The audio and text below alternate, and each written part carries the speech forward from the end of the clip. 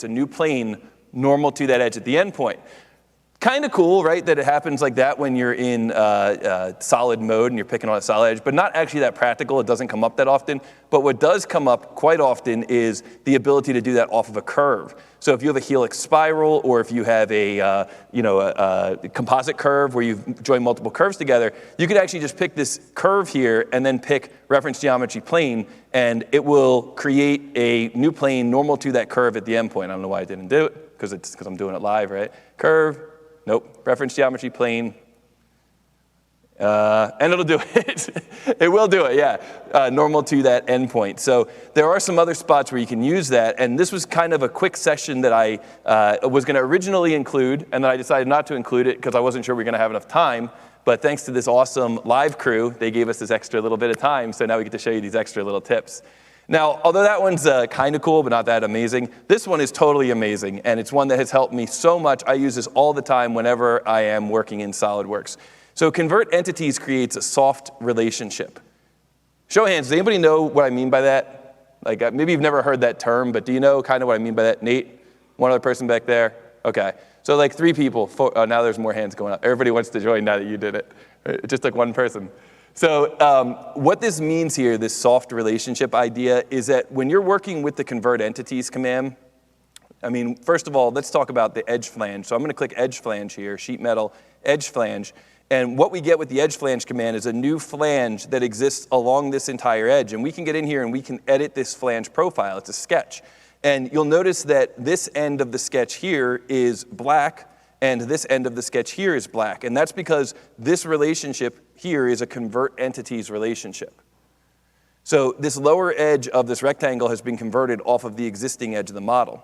But when we're in edge flange, we can just grab this line and move it over. We can just grab this line and move it over. How is that possible if it was black? If it's black, doesn't that mean it's constrained, right? And you shouldn't be able just to grab it and move it like that. This is the only place I've seen in SOLIDWORKS where this kind of like sticky relationship or soft relationship exists. And it comes in the form of convert entities. And you can demonstrate this, and you can see this really well if you just make a couple of circles and extrude them.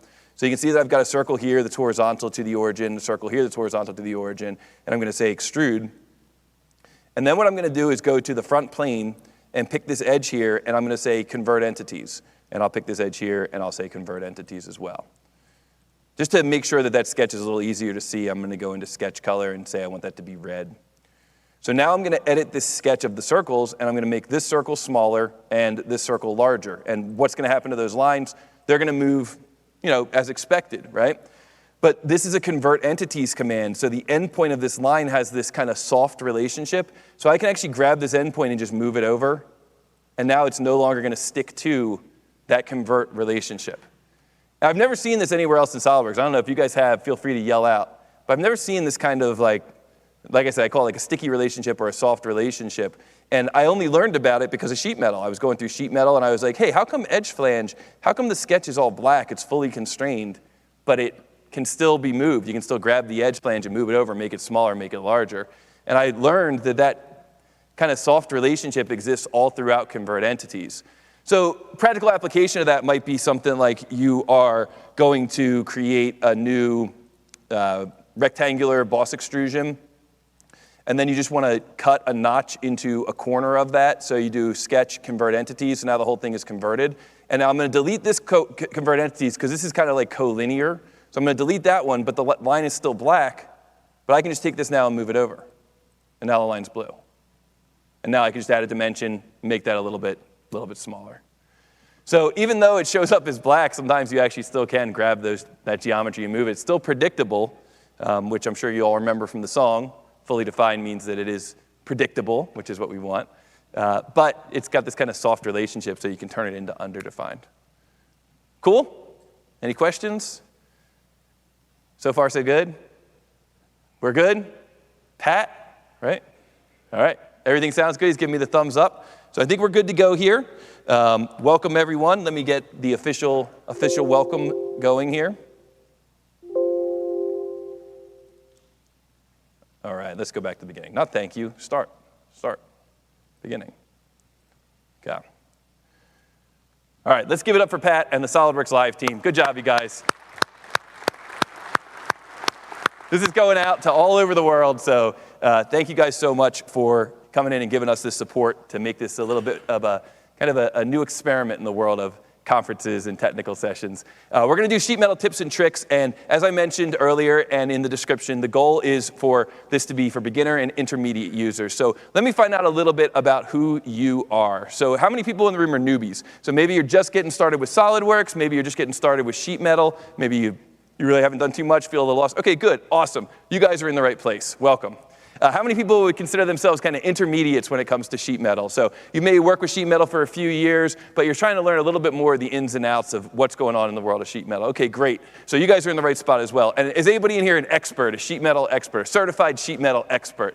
I don't know if there actually is an expert certification, but okay, good. A few of you are in here. So you guys probably aren't going to learn too much about sheet metal, but I'm pretty sure you're going to learn about some other things. Like maybe you just learned about convert entities being a soft relationship. Maybe you didn't know that before. So my name is Toby Schnaars. I'm a certified SOLIDWORKS expert. I started doing tech support and training in 2001. I've taught a lot of sheet metal classes. I also work with sheet metal in the field for a few years, so I have a little bit of practical experience that I draw upon as well. I also have a ton of content posted on YouTube, so if you want to check me out on social, that's a good place to find me. You can just do a search for Toby SOLIDWORKS. You'll probably find my content. I've got a lot of videos up there. And I also have, just this year, created a new kind of a new handle online, and you'll find me on YouTube and Reddit as Too Tall Toby. Too Tall Toby. This is the first time I'm announcing it, so I hope that you guys will get out there and check it out, and check me out on YouTube. I think I have 2 subscribers. It's probably me and my wife, and probably just because she felt bad, you know. And so you guys can check me out there, Too Tall Toby. Sorry, you guys, I already had that joke pre-cooked before I saw you guys yesterday. These guys actually subscribed as well.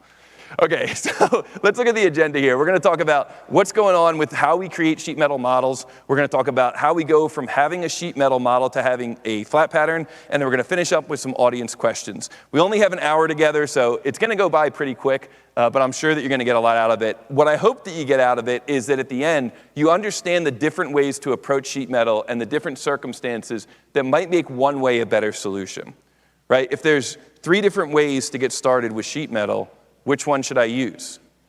Hopefully by the end of this presentation, you'll be able to answer that question. I also hope that you're going to be able to understand the best way to create a flat pattern. Might seem like a straightforward process, but I think you may be a little surprised. And I hope that you learn at least one additional tip or trick by the end of the presentation. Does that sound good to everybody? Everybody sound like they're in the right place? Okay, I'm seeing some heads nodding. Awesome. All right, thank you. One last thing I just want to say is, along the way, if you have any questions, just either raise your hand or just shout it out. I am happy to deviate a little bit from the lesson and address any questions you have. I am here for you. I want you to get the most you can out of this training. And chances are, if you have a question, somebody else in the room has the same question. So you're helping everybody, right? It's a community. Let's get into the first section called the 3 different methods of getting started with sheet metal. And we're going to start out with the first method, insert bends. This is a method that actually came out a long time ago, almost immediately after SOLIDWORKS was released. SOLIDWORKS came out in 1995, and this functionality was added in 97, 98, right around that time. It's a very old bit of functionality, not used too often these days, but there are some spots where this can be very useful. The way that insert bends works is that you would actually start out with a solid model. This is how we used to have to model sheet metal. We would go through, we create extrusions and cuts. We'd have to ensure that all of our walls were the same thickness. It's what we call uniform wall thickness. If we did not achieve that, then our models wouldn't be able to be flattened. And after we created that model, we would launch a command, and that command was called insert bends. It actually came from the pull-down menus back then. So you go into insert bends. You would then be able to declare what your fixed face is, along with a couple of other options. And then finally, you would have your completed sheet metal design. You'd be able to flatten it. So let's take a look at what this workflow looks like in the SOLIDWORKS software. So we can see here that we're going to start a new model. This model is going to be in inches. And we're going to go to the front plane and begin a sketch. And we're going to begin a new sketch here. Make a rectangle. I'll say it's 2 inches high by 5 inches wide. And I'm going to make another rectangle here. Let's say this one is 0.75 by 2 inches. And I'll just drag that down to the corner. And then I'm going to use the boss extrude command. I'll pick this contour here, and I'll bring that out to, say, I don't know, 3 inches. Good. Now I'm going to go to the shell command, and I'm going to say that I want to shell this thing to a wall thickness. Computer, magnify. Okay, there we go. So what do you guys think this wall thickness should be? I don't know, let's make it say 90 thou. Okay, now we're doing this with a shell command. We're not doing this with a traditional sheet metal command. We're doing it with a shell command. Computer demagnify. So we're going to make this here 90 thou, and then we're going to pick these faces here to remove, and we hit the green check mark. So now we have accomplished the first step. We've worked with our traditional solid modeling tools. We've created a solid model with uniform wall thickness. We're ready to go to the sheet metal commands. So we turn on our tab for sheet metal, and we go to the command insert bends. It's an old command. It's been in the software for a long time, insert bends. And SOLIDWORKS says, which face do you want to be fixed? This is kind of a marginal decision. It doesn't really matter. It's sometimes in downstream commands, it makes things a little bit more intuitive. Like, for example, I probably wouldn't pick this face. I would probably pick this face or maybe this underside face here as my fixed face. It basically just means that face is going to stay still while everything else unfolds. But that second statement, while everything else unfolds, is going to be problematic because if we examine this region back here, this back panel, it's not going to be able to unfold because of how this edge is fused together here. So I have to tell the software that that edge should no longer be fused together. And the same thing with this edge here, and this edge across here, and this edge up here. And then this back panel is going to be able to kind of lay down like so. So I'm going to tell the software that that is the scenario by utilizing what's called the rip parameters command. So with the rip parameters, we're able to say this edge is supposed to be ripped. So I'm going to just open up that edge. This edge is going to be opened up. This edge is going to be opened up. And this edge is going to be opened up. The final input that we need to establish when we're working with sheet metal is what is the default bend radius? What's going to happen in these corners when I go to bend the sheet metal? So first we declare what the wall thickness is. We actually did that earlier in the model. Now we declare what the default bend radius. Now if the wall thickness is 0.090, what should the default bend radius be? Or for all my sheet metal homies in the room, what should it not be? What do you think? Right. It should not be less than the wall thickness. So if you're brand new to sheet metal, this is a fundamental rule of sheet metal. You don't want to make the bend radius less than the wall thickness. If you do, you're going to end up having problems. You may break the parts, you might break the tooling, you're going to have a problem. So we don't want the inside bend radius to be less than 0.90. And maybe we don't even want it to be 0.90, or maybe we can't. I mean, determining what that value is, there's other things that factor in there. A lot of times it's based on what tooling you have in-house. So we're going to say in-house we have tooling to bend this at 1/8 of an inch. So I'll make that 0.125, and we'll hit the green check mark. And now we've got a sheet metal design that we can flatten. This was how we did it in the old days. Okay? If we wanted to create additional tabs, we would roll the tree back. We would create another feature here. We would create this feature again at 90 thou. So we go to extrude and make that 0.090. And then when we roll forward, we would see that that becomes part of the sheet metal design. This can all be flattened. You can see we can click the flatten command. It all becomes flattened. And if for some reason we missed that number, if let's say we make that, I'm going to make it 0.1 instead of 0.090, we're going to have problems. So you can see here, we got an error, and we can see over here that that flange did not complete successfully. So you must have uniform wall thickness if you're going to use this command. The other thing that's important to know about sheet metal, and this exists all throughout sheet metal, is that the length of all of the edges combined will be different from the length in the flat. So in SOLIDWORKS, maybe you knew this, hopefully you knew this. If you didn't, now you do. If you click on something, you can often look down here and see what the measurement of that something is. Anybody not know about that? Show of hands. A couple people? I see you guys, yeah. Okay, cool, good. All right, so this is really helpful. It saves you going into the measure command over and over again, right? So we can also do that with multiple selections. I can do select tangency here, and I can see that the length of this edge here is about, we'll call it 8.4. Okay, 8.387. And if I do the same thing here on this edge, if I do a right mouse button select tangency, we can see the length of this is about 8.67. So 8.4, 8.67. But if I go into a flat pattern, the length of this edge is not 8.4 or 8.67, but instead is 8.528. So this is a function of what we call in sheet metal bend deformation or material deformation. And it basically means that when you're doing a bend in sheet metal, this region here is compressing slightly, and this region here is expanding. And so your flat pattern length is not going to be the same as the sum of all the edges in the formed state. Now, this might not sound like a big deal, but if you think about it, our goal is to have a set of measurements here. We want this thing to be 5 inches long total. We want it to be 2 inches high total.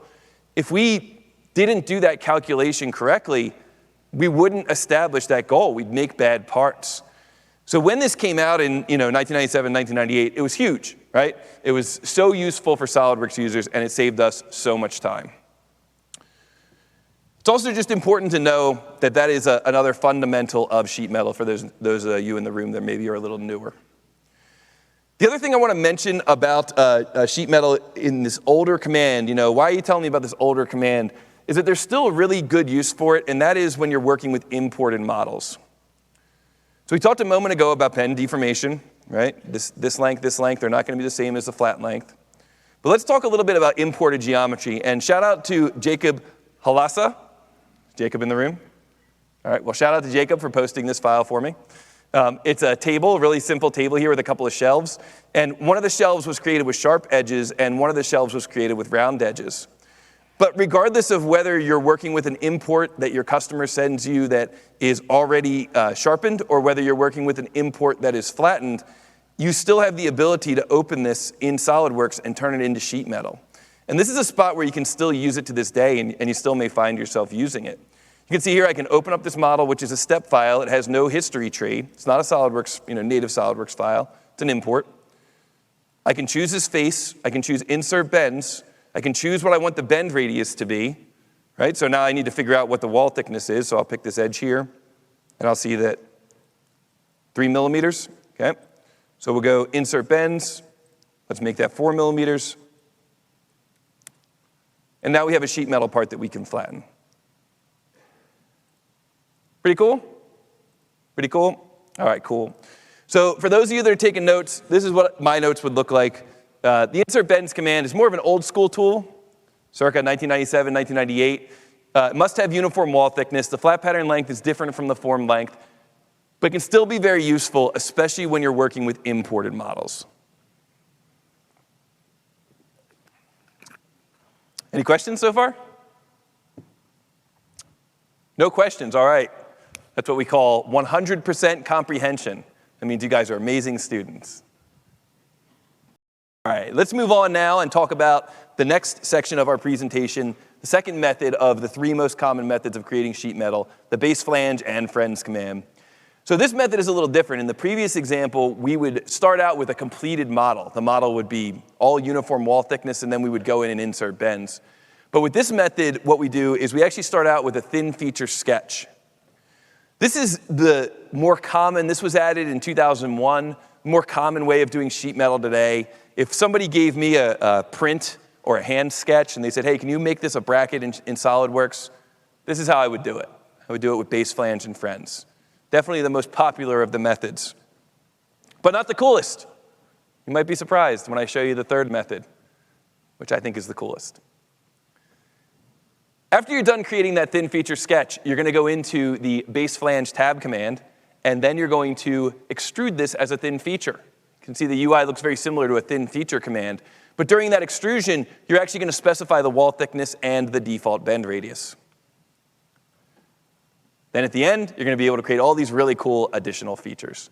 So let's take a look at a quick example of this guy, the insert base flange command. We'll use the same technique we used last time. We'll start out on the front plane, begin a sketch, jump into the rectangle command, come across here. Let's say we make this 2 inches by 5 inches. Let's make another rectangle. We'll make this guy, say, 0.75 by 2. We'll jump into the trim command. Let's trim this up. Okay, sketch is underdefined, but that doesn't matter, right? Just leave it underdefined. No, never leave it underdefined. So we'll right mouse button, fully defined sketch, and we'll finish that off with some dimensions. And then we're going to take this top line here and turn it into for construction. Now we're going to go to the sheet metal tool, base flange tab. Once I go into the sheet metal base flange tab command, you can see that I'm immediately being asked to do essentially a thin feature extrusion. But the sheet metal features are already there, ready to go. This is the most popular, the most common way of doing sheet metal today. You can see here that I've got a field for what the default wall thickness is and a reverse direction. right? So basically what that reverse direction is saying is, what are you using this for? Is this supposed to be 2 inches from the floor to the top of the bracket? Or is this a bracket that's maybe holding a PC board that's 2 inches tall, right? Because if that's the case, this isn't going to work the way that it is now. So I would do a reverse direction so that it can enclose that geometry. I'm going to make this wall thickness 0.90, and just like we talked about before, I'm going to say that I want this to be 0.125. Now, sometimes people come at you with a little curveball, right? You go to work at a new company, and the guy says, you say, hey, what should the wall thickness be for that? And then he says, make it 12 gauge, right? And then you're like, oh, do I just type that in? Or how do I make it 12 gauge? I don't know what that's supposed to be. And so you have to go to some kind of a table, and you have to look it up, right? Well, what we have in SOLIDWORKS is a really handy tool for that called a sheet metal gauge table. So this is a sample sheet metal gauge table just right out of the box. You can see that this is using the 3D Experience platform. No, I'm just kidding. This is Excel. So this is an Excel spreadsheet here. And in this Excel spreadsheet, you create your own columns. So you can modify these columns to make them whatever you want, right? So you make the gauge and the thickness match up appropriately for the type of material that you're using. You set the units to be what you want for the units. And then here what you can do is you can set these to be kind of dummy-proofed, so someone doesn't give the sheet metal a radius that's too small for the material. But you can also set them to only be available tooling that you have in-house. So that way you're ensured, you're guaranteed that you're going to be able to build this in-house. Or at least it's a little more likely. Never guaranteed, right? So what we're going to do here is we're going to choose this gauge table that we're looking at here. We're going to choose to make this thing out of 12 gauge. We can see 12 gauge down here. And we'll see how that responds in the SOLIDWORKS software. So when we go to do an extrusion of a base flange tab, we have this check mark here that says Use Gauge Table. And now I can go into this pull down, and I can select this gauge table here. And now you see that what I've got is pull down menus. So I've got this pull down menu here where I can go in and say I want that to be 12 gauge. So the wall thickness, I don't even choose the wall thickness. I just choose it right from that pull down menu.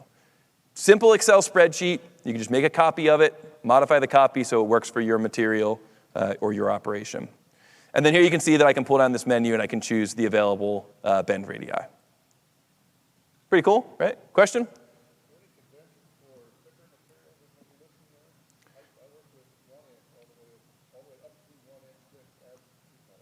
So the question was, is there any convention for thicker materials than just what's listed there? So the answer to that is, you just would add that in here to the table. So if you're working with gauge, if you're not working with gauge, you could just call it 0.75 inches or 3/4 inches like this, and then that'll show up in the gauge table. I haven't tested it with an actual slashy, but I'm sure it'll work, right? Sure. Toby, tell him Toby sent you. And then you just put in what the wall thickness is, and then you would do 1, 1.25, 1.5, whatever the available bend radii are. And then that's what's going to dictate or populate those pull-down menus. Yep. I think it's worth mentioning that along that same note, when it comes to figuring out how much deformation is taking place, right, I mentioned earlier that the length of the model in the flat is not going to be the sum of all the edges and arcs. Right? It's going to be different because of bend deformation. That calculation is not necessarily an easy calculation to lock down. It's going to be different depending on what type of material you're using, what the bend radius is, what the angle of the bend is, what the material thickness is. These things are all going to factor into that calculation. So for today, what I want you to know is that it is a thing. It does exist. We have some great tools to help you determine that calculation and to get it right. Out of the box, you use a really basic tool called K-factor, which is just a ratio. A lot of times, if you do 1/3 of the way into the material, so a K-factor of 0.33333, it'll get you pretty close. Okay? But there are scenarios and companies where that number really needs to be accurate. And when you mention larger, thicker materials, that calculation is going to be different. What's that? Grain direction, another great point. That can also affect bend deformation, grain direction, yeah. And there's a section in drawings where SOLIDWORKS addresses grain direction, and that's pretty much the only section where we really talk about that. Getting into the weeds a little bit here, you'd actually probably have to do that as multi-body and then combine them some way on the end. Yeah, it's another good point. So a lot of things can factor into this bend deformation. And it also depends on how accurate you need to be. Okay, question over here.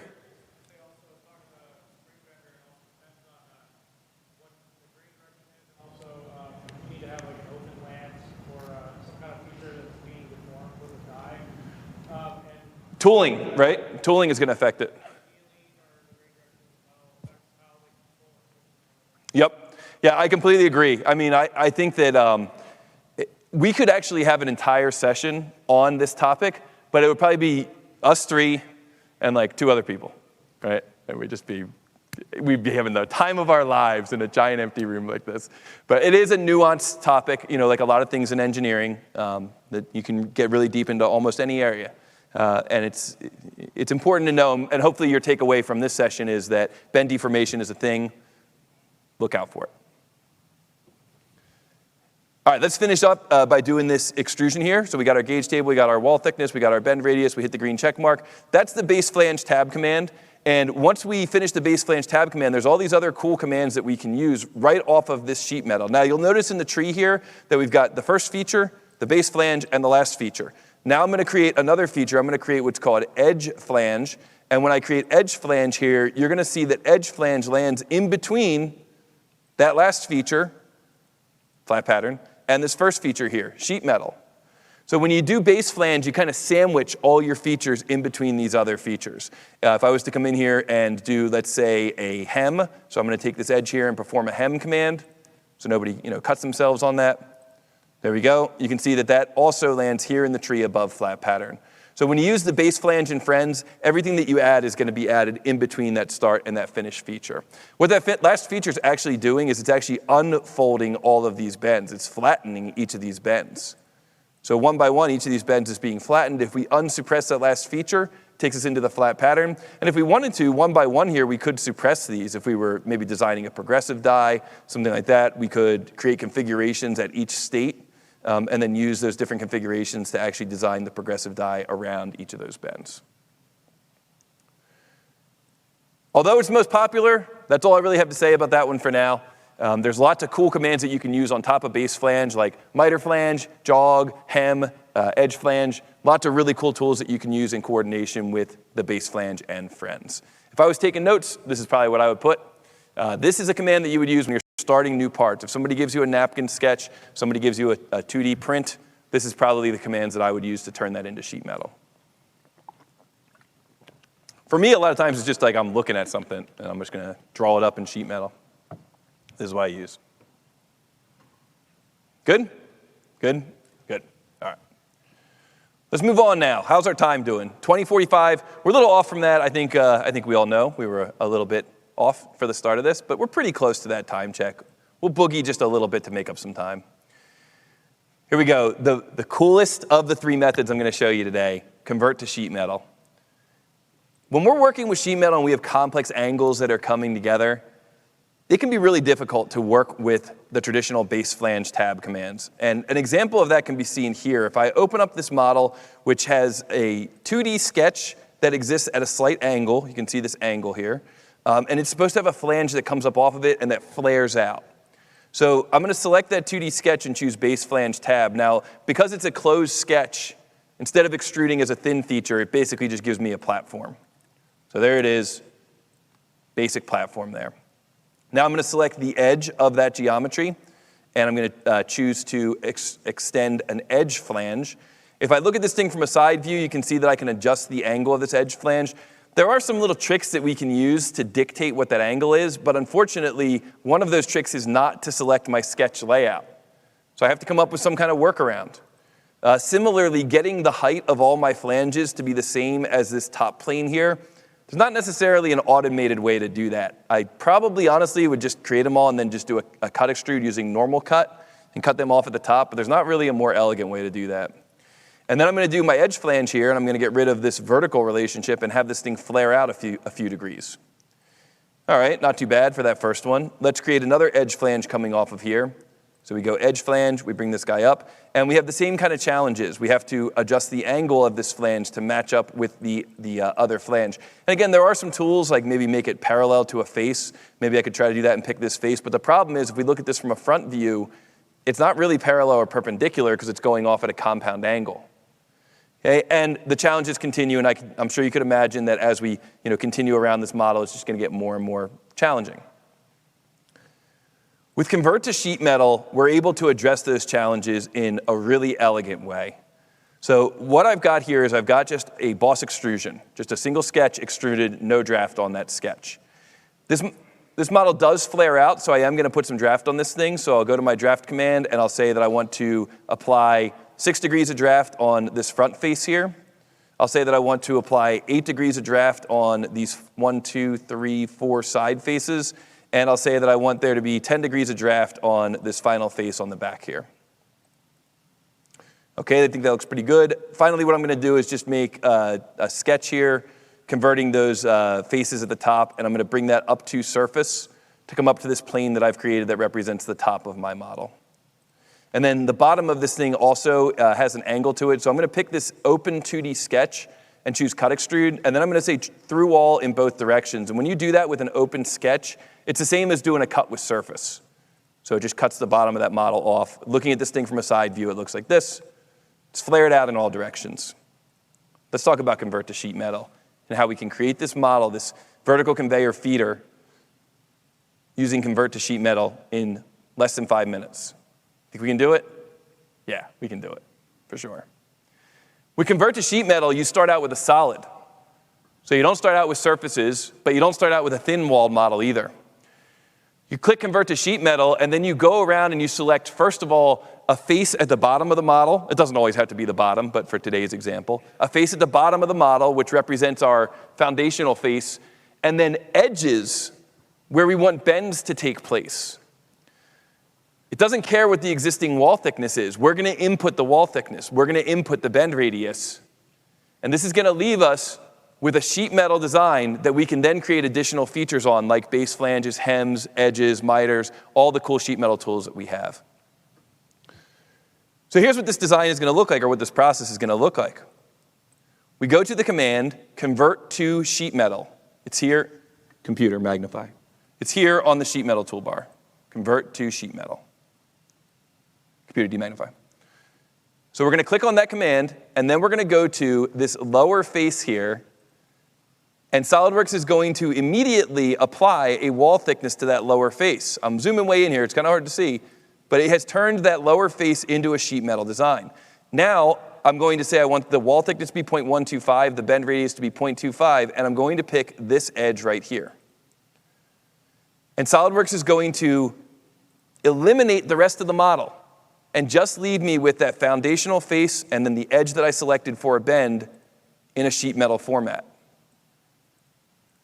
So with just a few additional clicks in the definition of that feature, I'm going to say, from the foundation, I also want to bend up this side and bend up this side. See what that looks like. Well, this thing's looking pretty good in just a couple of clicks, right?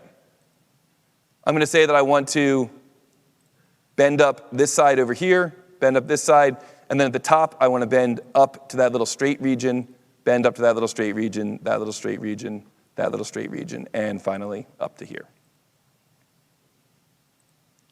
I never told SOLIDWORKS to bend this edge here, so that remaining non-connected geometry is just eliminated. Is that so cool?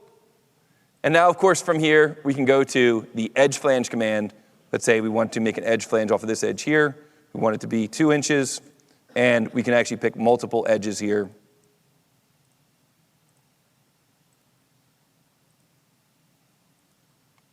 Pretty awesome, right?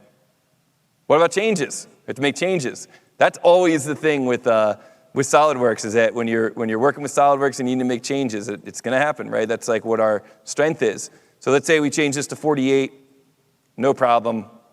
The whole thing just updates, our sheet metal flat pattern updates, everything's fine. It's just a solid. So cool. What do you guys think? Good? Yeah? Cool? Yeah, cool. Yes, let's clap for this feature and the R&D team that made it. Yeah, it is awesome, man. I've used it so many times to get me out of jams, and it's so easy to use. When you got complex geometry coming together, it's so easy to use. But it actually gets even better than that, because this can be used for imported geometry when you have non-uniform wall thickness, because the command insert bends needs everything to be uniform. But this command, this sheet metal convert to sheet metal, it doesn't care about that. You know, if I go in here, I'm going to open up another step file, and this one has non-uniform wall thickness. So, you know, the guy who was making this didn't really think about They were exporting it, they didn't realize these were different. So if I use the traditional insert bends, this is going to error. Hey, there's the error in the tree there. And we lose that flange that's non-uniform wall thickness. But if I do convert to sheet metal, I click on this face, and then SOLIDWORKS says, well, what do you want that face to be? Do you want it to be 4 millimeters? Do you want it to be 1 millimeter? Right? It doesn't care what the existing wall thickness is. It's creating that wall thickness based on the face itself. So if I make that 3, and then I say I want this to be, say, 4 millimeters, and I pick this edge here, and I pick this edge here, SOLIDWORKS is able to take that imported geometry that you got from your customer and turn it into something that you can flatten. The import tool also lets you create a multi-body sheet metal design. Or, I'm sorry, not the import tool, sorry. The convert to sheet metal also lets you create a multi-body sheet metal design. So let's say we had a design like this vertical conveyor feeder, this hopper, and we want to turn this into sheet metal. How do we do it? Start with base flange tab? Nope. We're going to start with a solid, and we're going to turn that solid into sheet metal by using this option for keep body. So you remember that when I was showing you that first example of the hopper, the first thing I did was I just picked the bottom face and the first bend, and then I hit the check mark, and the rest of the solid body was discarded. Well, in this example, I'm going to keep that solid body, and I'm going to keep building off of that solid body to create multiple bodies in one part. So here's our solid, just regular old plain Jane features here.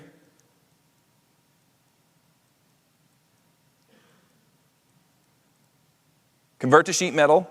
I want this to be my foundation. I want this edge to be bent, this edge to be bent, this edge to be bent, and this edge to be bent.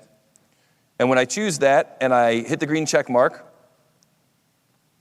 oh, wait, I misclicked, sorry. Try it again. Foundation. I clicked through and picked that back edge, that's what happened.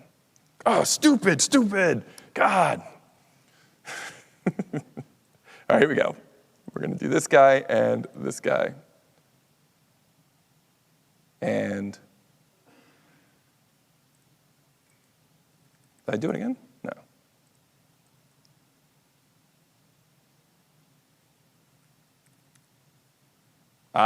My bend radius was too small, and I was getting a problem with the gapping.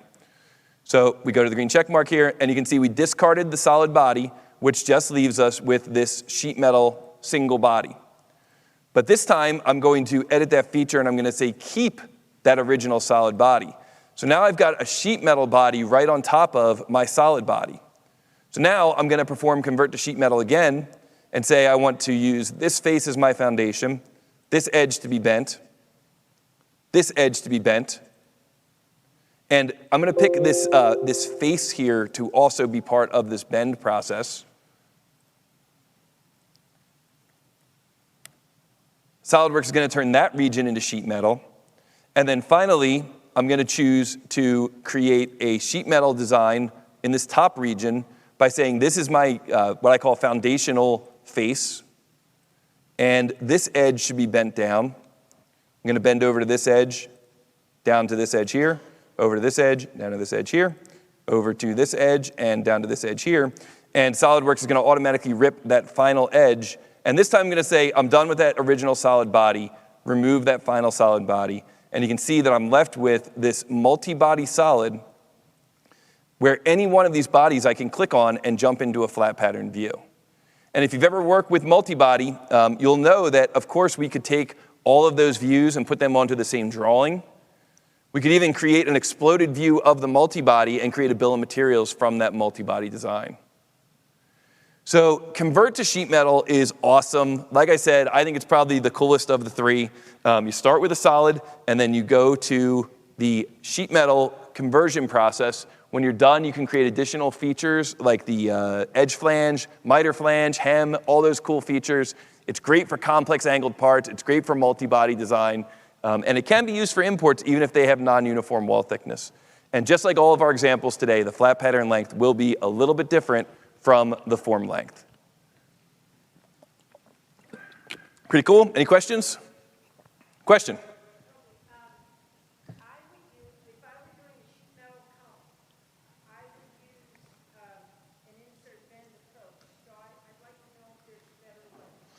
So the question is, to do a cone, a flatten a cone, is the best way to do it using insert bends? Probably. I mean, I'd have to see the geometry. It kind of depends on what's downstream. I'd consider that a fringe case, ultimately. I think that's going to be my answer. So for example, I could do that with surface. I could create it as surfaces and then do flattened surface and examine the deformation and see if that's going to get me close enough for manufacturing. I think that you can do it with a loft if you are careful about how you design your profiles. We have a lofted sheet metal command. So I'd have to see, but I mean, yeah, I'd consider it a little bit fringe and something that maybe is marginal. If it was at a glance, if someone said, how do you do a cone, that's how I would do it. Design it as a solid, insert bends. And then you pick the edge, right? Instead of picking a flat face, you pick the edge. Yeah. Great question. Question? Yeah, so another question was, there's a feature called collect all bends, really handy feature. If there's any existing tangency when you go to do convert to sheet metal, you can automatically grab all that existing tangency in one shot. Yep, a nice shortcut when you're in there. Okay, we're gonna move on here to the next section, which is talking about flat patterns in sheet metal.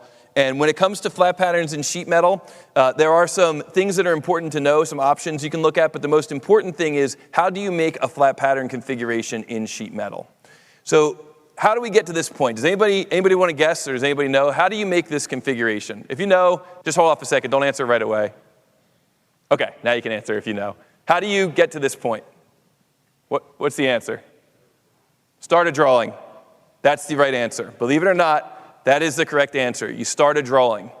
When you go to create a new drawing in SOLIDWORKS, this new configuration will be automatically created. It is a derived configuration, and it has a very specific naming convention. If you don't match that derived configuration naming convention, you're not going to get all the cool functionality that you can get from sheet metal. So if I have this part here, and this part has one single configuration, and I go to File, Make Drawing from Part, we can see that as soon as I start a new drawing and select a sheet format, this new drawing will generate this area over here on the right called the drawing preview pane, and one of those previews has the geometry in a different state. In order for the geometry to be in a different state, a new configuration had to be created. So even if I begin a drawing and immediately cancel it, this new configuration has been created. A lot of times when I want to make a flat pattern, I'll just do that. I'll make a new drawing and then insta-cancel it, just because I don't want to go through the process of making a derived configuration and naming it default SM flat pattern. So that's the answer to how do I make a sheet metal flat pattern configuration. Just kick off a new drawing and let the software make it for you. It will name it correctly based on whatever the currently active configuration is. Now, if we go into drawing mode here, so if I go File, Make Assembly from Part, nope, Drawing from Part, and then I go to the flat pattern configuration, it looks really good. You know, a lot of times what I'll do when I'm making a drawing of a sheet metal part is I'll start out on the first sheet. I'm sure a lot of you have done this before. And we'll go through the first sheet and we'll add in our appropriate views here, set our scale appropriately, and then we'll add a second sheet. And a little trick that I like to use on the second sheet is I delete the sheet format from the tree. So you go here to the second sheet and you're going to export this to the Amada or to the whatever you're cutting it with, the laser cutter or water jet. And then I'll go here and I'll say delete. So I'm doing a right mouse button in the tree and I'm deleting the sheet format so that the second sheet is totally blank. And then that's where I'm going to add my flat pattern view. Pretty cool, right? You guys knew about that? Yeah, some of you, yeah. Okay. I can click on this view here and there's a section that's dedicated to flat pattern display where I can change the rotation. I can even pick it up and flip it on the drawing. So maybe I'll change this to 90 degrees and you can see what it looks like. If the burrs are going the wrong way, if you're doing like a punching operation, you're going to get burrs on the edges where you punch through. If you want them to go the other way, you could pick up the whole thing and flip it over and then send it to the machine in that orientation. You can do that using this flip view thing here. But check this out. I'm going to go back into my original model and I'm going to say add configuration and I'll call this Toby flat. And I'll go to my feature tree and I'll suppress the flat pattern or unsuppress the flat pattern. That looks beautiful. I got myself a really nice flat pattern there, right? And now I'm going to insert a model view of that model in the top view. Okay, that looks pretty good. And it's oriented the wrong way, right? So I'm going to click on the view and come over here to where it says flat pattern and change the angle. Wait, this one, flat pattern display. This one, no flat pattern display.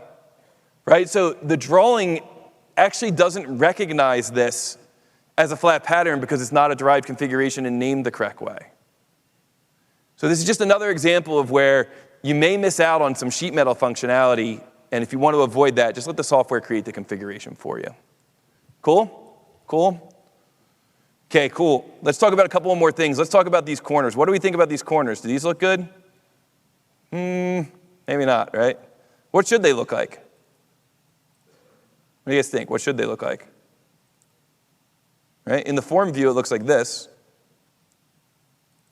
The flat view, it looks like this. What's going on there?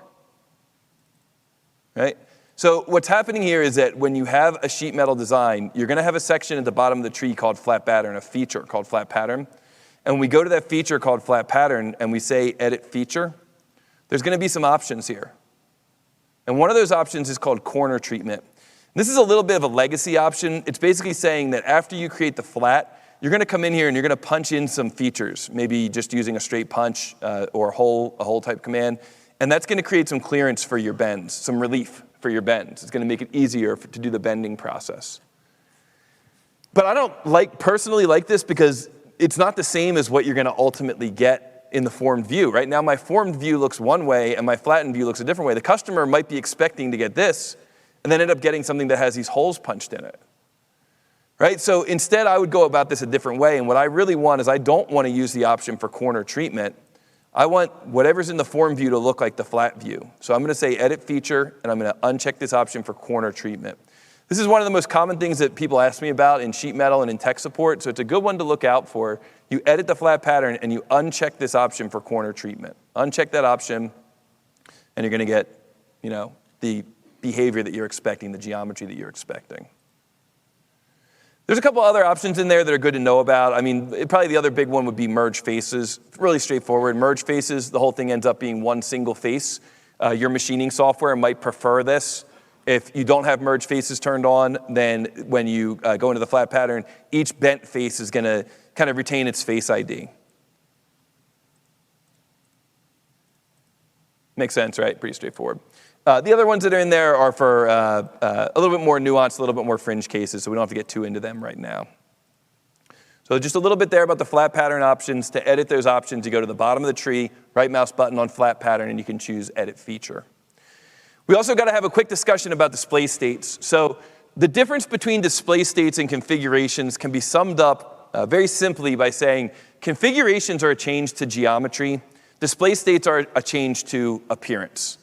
If you've got an assembly, you could have one version of the assembly where two of the parts are hidden and another version where they're shown. Does that need to be a new configuration? Does that need to be taking up additional resources on your machine, both in hard storage and in RAM, by having multiple configurations? No, it could just be a display state. So display states were created to help with that challenge of, look, all I want to do is hide a couple of these parts or change the way some of these parts are colored. I don't want to have to make a whole new configuration just for that. But when it comes to sheet metal and part management in general, it's pretty common that you can end up doing what's called a linked display state command. So here in the properties of a display state, you could say, I want to link my display state to the configuration, which means that the flat pattern has a display state called to, and the default has a display state called default. And so if we are working in SOLIDWORKS and we are examining our flat pattern, and we decide, hey, I want this to be a little bit of a different color.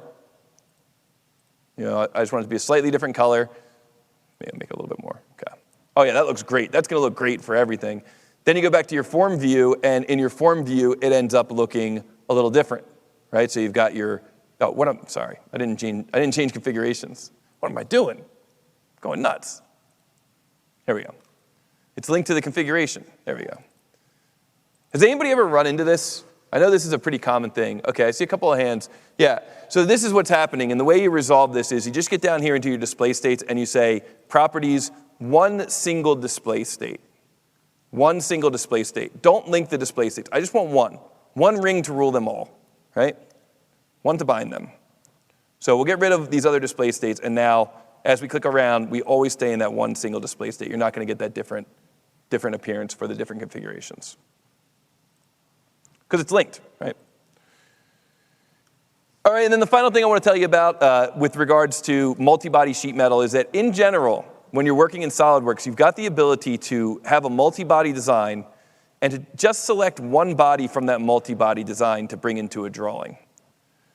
So for example, if I use this, I'll use this weldment, which is a really common example of multi-body, just mixing it up a little because we've been doing sheet metal for so long. If I use this weldment as an example, and I bring in the weldment in its isometric view, maybe I want to create a weldment table, so I'll go here to Tables, Weldment Table, and then I'm going to create an auto balloon. I'm going to auto balloon this thing so that we've got all of our balloons for this. We can do this exact same thing with sheet metal. I'm just mixing it up a little bit here. What I can do is I can then go to Drawing Model View, select the name of that part, and then in this second window here for Model View, choose Select Bodies. And once I choose Select Bodies, the part model opens, and I can pick one or more bodies to create an explicit view of just that body. So now I can get in here and tell the manufacturing team that this needs to be cut at an unusual angle. Pretty cool, right? So this is the same way you would do it with sheet metal. When you're working with sheet metal, you would do the exact same thing. You would create a drawing, and you would say, I want to create a model view.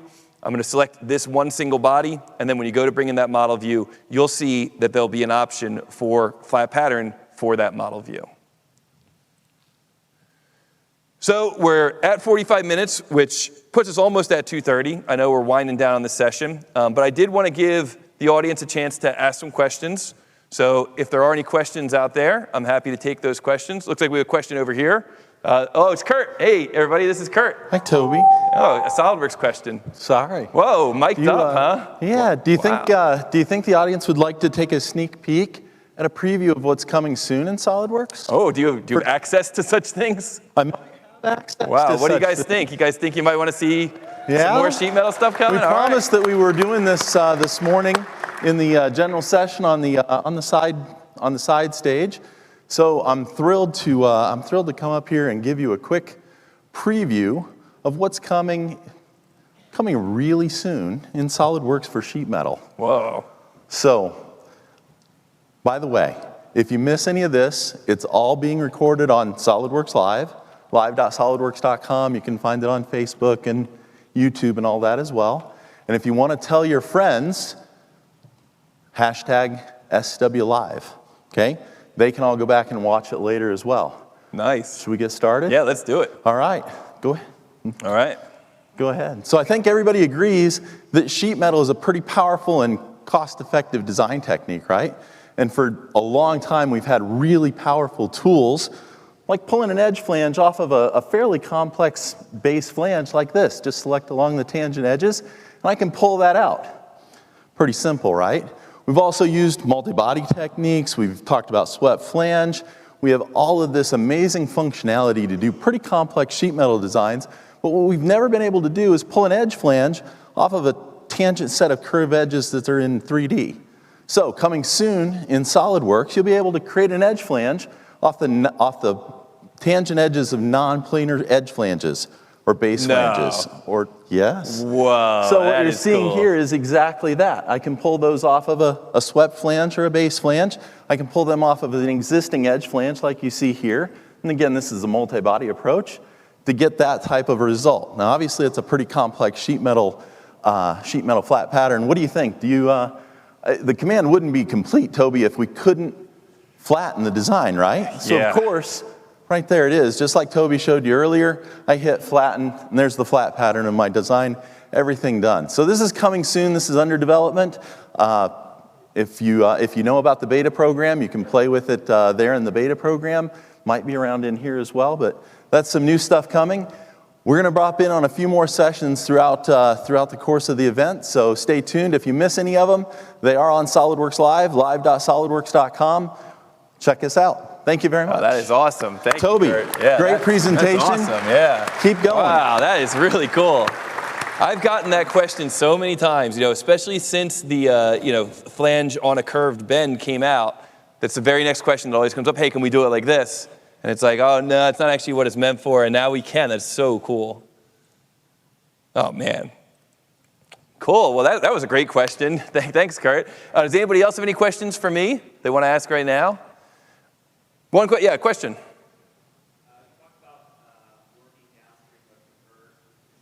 Yep.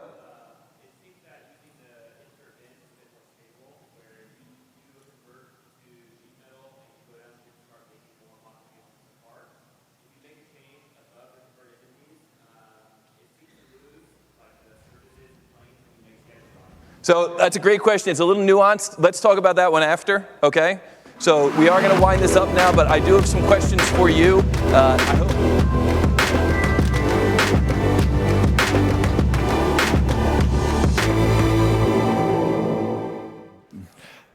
Welcome back to SolidWorks Live here in the booth in the 3D Experience Playground at 3D Experience World 2020. You just had an opportunity to see a really great breakout session by Toby Schnaars showing sheet metal tips and tricks, followed by a highlight of SolidWorks 2021, some cool new sheet metal features that Kurt Anliker got to see. As a reminder, you can always go back and see any of these recordings later on YouTube, Facebook, LinkedIn, and Instagram. And Kurt had mentioned it. Make sure you follow the hashtag SWLive and join in the conversation here at 3D Experience World with the hashtag 3DXW20. So we're coming back from this breakout session. I'm joined here by Don from Dimensional Control Systems. Don, welcome. Thanks, Jeremy. So you're one of our partners here in the 3D Experience Playground, right? We are. So tell us a little bit about what Dimensional Control Systems does. So DCS is a quality management solution provider, and we have a particular application that we're highlighting here today that's used for doing dimensional variation analysis or tolerance analysis, as some people refer to it. The idea is to be able to simulate how assemblies are going to go together and then apply tolerances that are set on those parts and look at what the build quality is going to be based on all of those requirements. Yeah, I mean, a lot of people, they're empowered by tools like SolidWorks to create amazing designs, but one of the things is I can design a part to be the perfect size and shape, but in the real world, that part's going to get manufactured, and there's going to be tolerances I'm going to have to understand and work around, correct? Well, the thing that we always like to remind everyone is there is no such thing as a perfect part, except in a CAD system. Right. So as soon as any kind of manufacturing process is applied, we live in a world of levels of imperfection. So now your product's not necessarily new. It might be new what you're showing here inside of SolidWorks, but you've actually been a partner with Dassault Systems for quite a while, correct? We have been a CATIA partner for 20 years. Yeah. And we have many customers, some of the largest and most prominent Dassault customers as also our customers. But this is a new integration for us with SolidWorks, and so we're here to introduce 3DCS SolidWorks here at 3D Experience World 2020. Very cool. I think there's some video running. Folks can kind of take a look at. You guys are kind of integrated right inside of SolidWorks. You guys are able to work right inside of the interface. I always tell people, I said, if you don't know that we are a third-party partner, you would think we are just another Dassault application running inside of SolidWorks or running inside of CATIA. Yeah, that's great. So is this your first time coming to 3D Experience World or SolidWorks World as it was in the past? So we've been to this show as an exhibitor before, and then also a couple of times just as attendees. It's our first time, though, since we've introduced our new integrated product. So we're very excited to be here. Very cool. Where can folks go learn more about this if they're not here at the show? Obviously, if you're at the show, you can come join us in the 3D Experience Playground, visit their booth. You're right across. We're right across the way here. You can come right over and talk to us. Yeah. But anybody else there that is not here today, www.3dcs.com is our website, and you can learn all about what we're doing. You can learn all about the concept of dimensional engineering. There's a lot of reference on our site now about model-based definition, as that's a big topic with a lot of our customers and industries. And you can you can see what the whole breadth of what we do is. Yeah, and I think somebody had mentioned when I was over there, you guys actually work with the model-based definition stuff we do right inside of SolidWorks, correct? Absolutely. So we have a tight integration not only with the CAD, but with the FT&A and CATIA, or with the PMI, with all of the semantic GD&T that is defined in the SolidWorks model. Well, that's really cool. Don, I want to thank you for taking a few minutes to join us here today. Stay tuned. We're going to be back in just a couple minutes. We're going to be inviting Mark Schneider and Michael Steves on stage to talk about some of the changes that are coming to Model Mania at 3D Experience World 2020. So we'll be right back. Stay tuned. Thanks, Jeremy. I didn't get a lot of time.